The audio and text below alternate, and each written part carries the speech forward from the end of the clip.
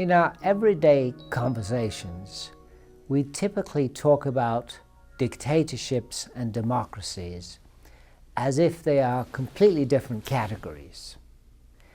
But I want to convince you that we should see dictatorships and democracies and all different societies as being on the same continuum.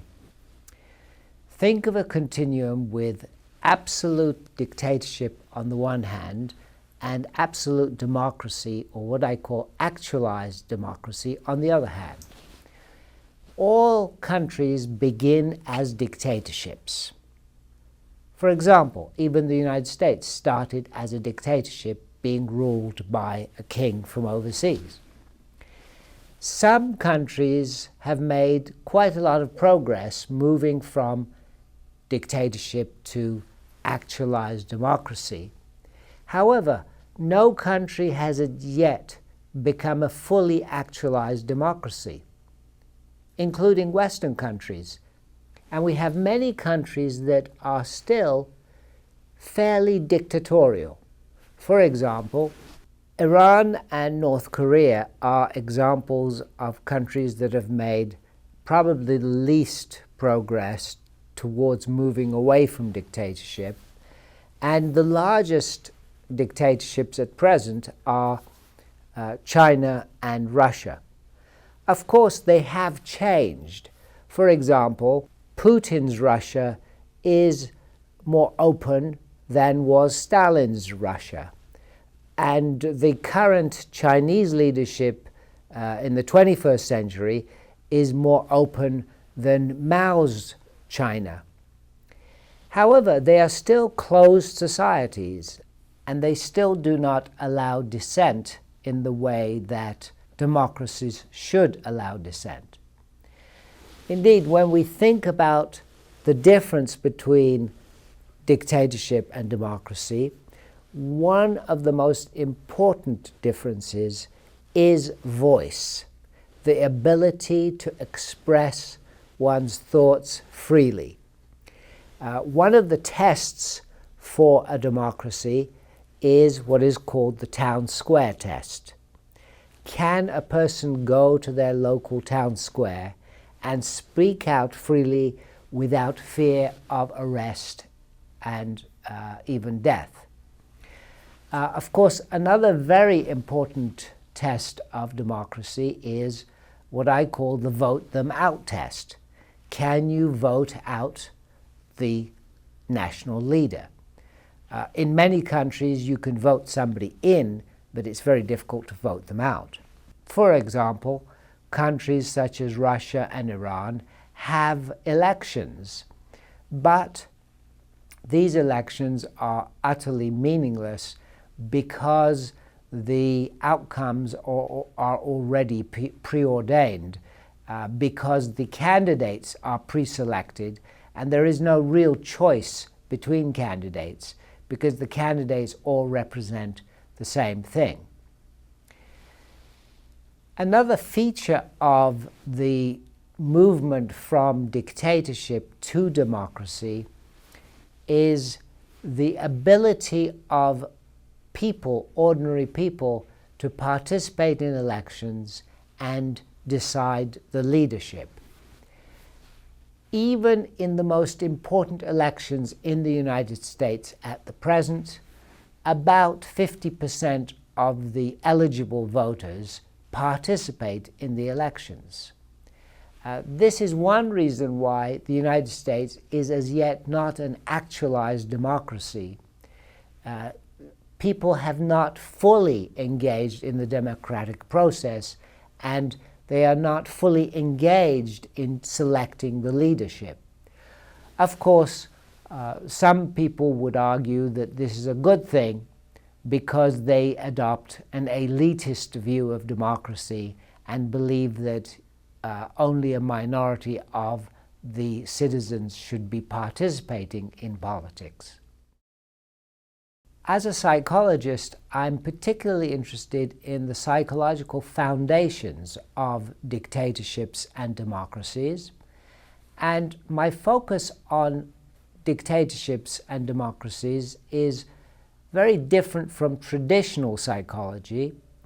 In traditional psychology, there has been a great deal of research on leadership, and particularly in the case of dictatorships, the focus has been on the personality of the dictator. There are hundreds of studies of the personality of Hitler, Stalin, etc. And the argument has been that there is something very special about the personality of the dictator.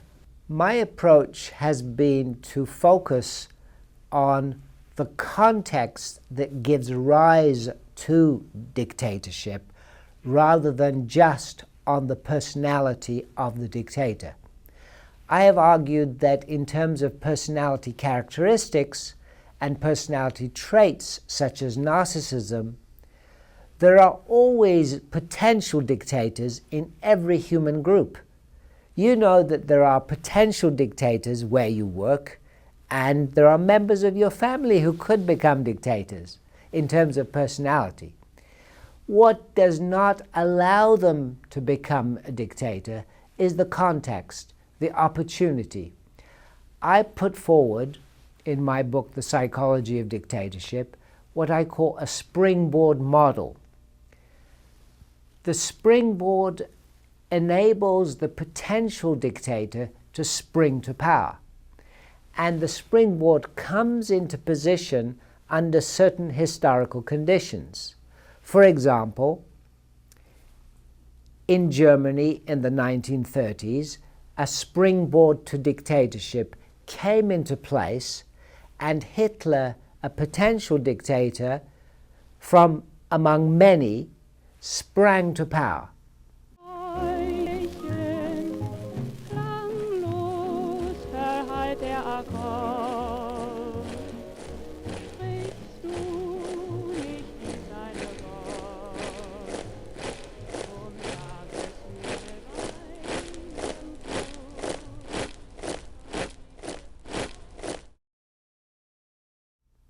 In any context where a springboard to dictatorship arises, there are many potential dictators who could use that springboard.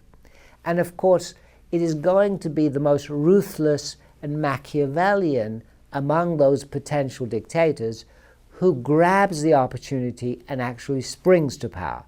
So individual differences do matter. They do make a difference. One of the claims in the discussions about dictatorship has been that the masses are kept in their places in dictatorships through the power of ideology. For example, the argument has been that in communist countries it is the ideology of Marxism, or in Islamic dictatorships it is the ideology of Islam that keeps the masses in their places. I see things very differently. In dictatorships that I have lived in or traveled in, I have found that actually if you get to know the people, even if they're illiterate, most of them know very well what is going on, and they are not fooled by the ideology.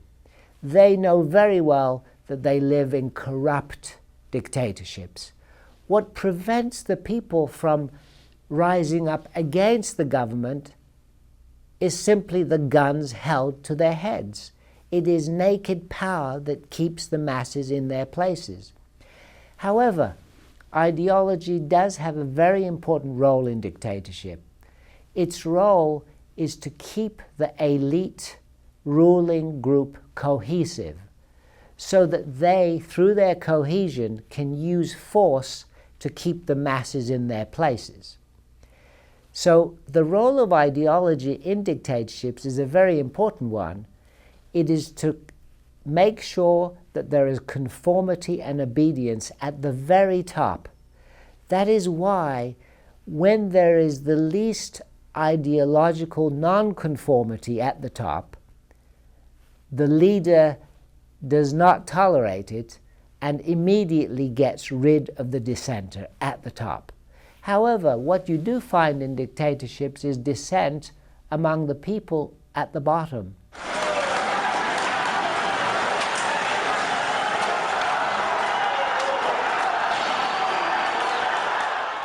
You get into a taxi in a place like Tehran, and people will very quickly start talking about the corruption in the government and how terrible things are. But if anyone at the top of the regime makes similar comments, they're eliminated very quickly, as dissenters found in the 2008-2009 period when there was some dissent in Iran.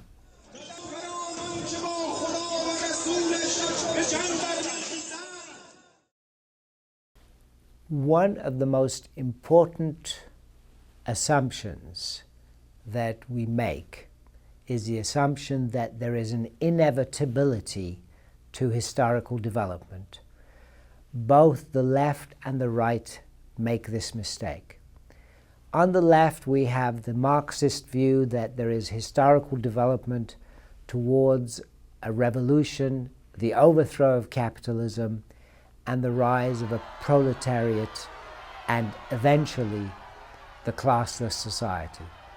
On the right, there is this end of history thesis that assumes we are headed inevitably towards a world where capitalist democracy dominates.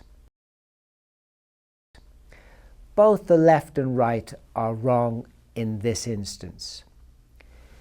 There is no inevitability to historical development.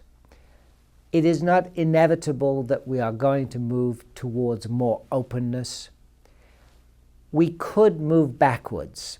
If we look back historically, there have been times in history where there was more openness and then there was collapse. In Athens, 2,500 years ago, there was more openness and then there was collapse when King Philip defeated the Athenians. The Romans had a period of greater openness and some democracy, and then they went back into tyranny.